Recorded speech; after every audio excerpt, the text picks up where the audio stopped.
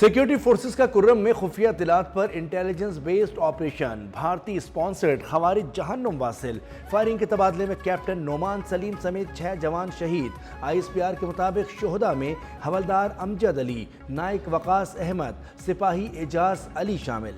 سپاہی محمد ولید، سپاہی محمد شہباز نے بھی جام شہادت نوش کیا۔ علاقے میں مزید دہشت گردوں کی تلاش کے لیے سینیٹائزیشن آپریشن جاری۔ عزم استحکام کے تحت دہشت گردوں کے خاتمے کے لیے کارروائیاں جاری۔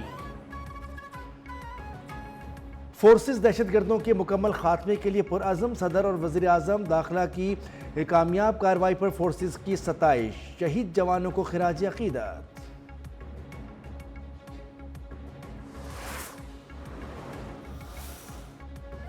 افغان طالبان اپنے انجام کا حساب رکھیں، پاکستان کو آزمانا بہت مہنگا ثابت ہوگا، حملہ ہوا تو افغانستان کے اندر جا کر تباہ کن جواب دیں گے، افغانستان سے دہشت گردی کسی صورت قبول نہیں۔ وزیر دفاع خواجہ آصف نے خبردار کر دیا، کہا کہ کسی بھی مہم جوئی کا جواب سخت ہوگا، ہم طالبان کو دوبارہ غاروں میں دھکیلنے کی صلاحیت رکھتے ہیں، ضرورت پڑی تو تورا بورا جیسے مناظر دہرائیں گے۔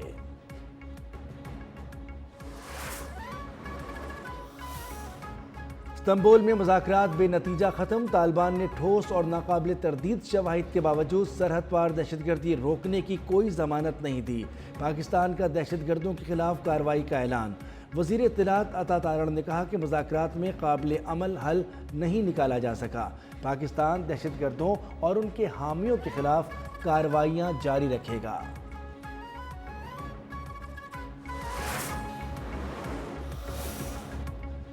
بھارتی جارحیت پر پاک افواج نے بہادری کا مظاہرہ کیا، فیلڈ مارشل سید عاصم منیر کی قیادت میں پاک فوج نے بھارت کو 4 دن میں سبق سکھایا۔ جنگ کے دوران ترک قیادت چٹان کی طرح پاکستان کے ساتھ کھڑی رہی، دونوں ممالک معاشی، تصویراتی اور دفاعی تعاون میں آگے بڑھ رہے ہیں۔ وزیر اعظم شہباز شریف کا اسلام آباد میں ترکیہ کے قومی دن پر تقریب سے خطاب، ترک قیادت عوام کو قومی دن کی مبارکباد، کہا کہ ترک صدر کا جنگ میں پاکستان کا ساتھ دینا بھائی چارے کی عکاسی ہے۔ ترک صدر رجب طیب اردوغان دنیا میں ترقی، استقلال، قیادت کی روشن مثال بن چکے، پاکستان اور ترکیے کے تعلقات قریبی، مذہبی، ثقافتی رشتوں میں جڑے ہیں۔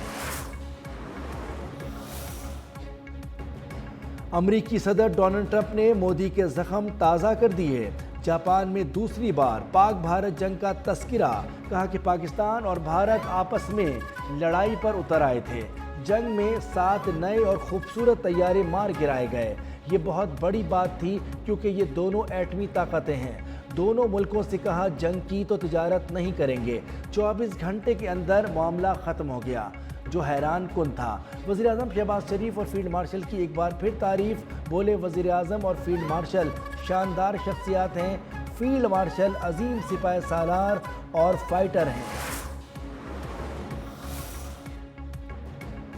سیاست اور مذہب کی آڑ میں انتہا پسندی، ہتھیار اٹھانا، املاک جلانا قبول نہیں، بے گناہوں کو نشانہ بنانے، راستے بند کرنے کی اجازت نہیں دی جا سکتی۔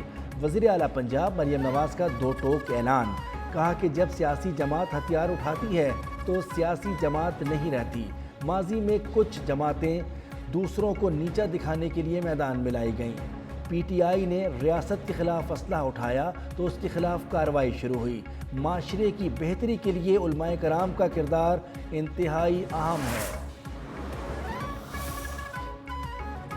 وزیر اعلیٰ خیبر پختونخوا اپنے حلف کی خلاف ورزی کر رہے ہیں، سہیل آفریدی جیل میں بیٹھے شخص کے عشق میں مبتلا ہیں، وزیر اعلیٰ کے پی کو عوام کی فلاح و بہبود پر توجہ مرکوز کرنی چاہیے۔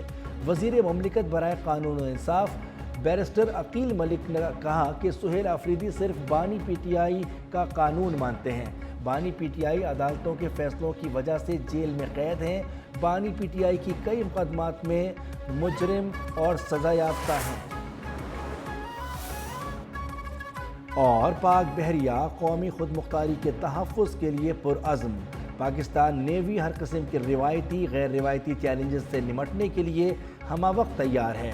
نیول ہیڈ کوارٹرز میں پاک بحریہ کی command and staff conference naval chief کا بحری دفاع میں ہمہ وقت جنگی تیاری برقرار رکھنے پر زور، کہا کہ بحریہ علاقائی امن، استحکام، میری ٹائم سیکیورٹی میں اہم کردار ادا کر رہی ہے۔ ISPR کے مطابق کانفرنس میں آپریشنل تیاریوں اور جاری منصوبوں اور آئندہ سرگرمیوں کا جائزہ لیا گیا۔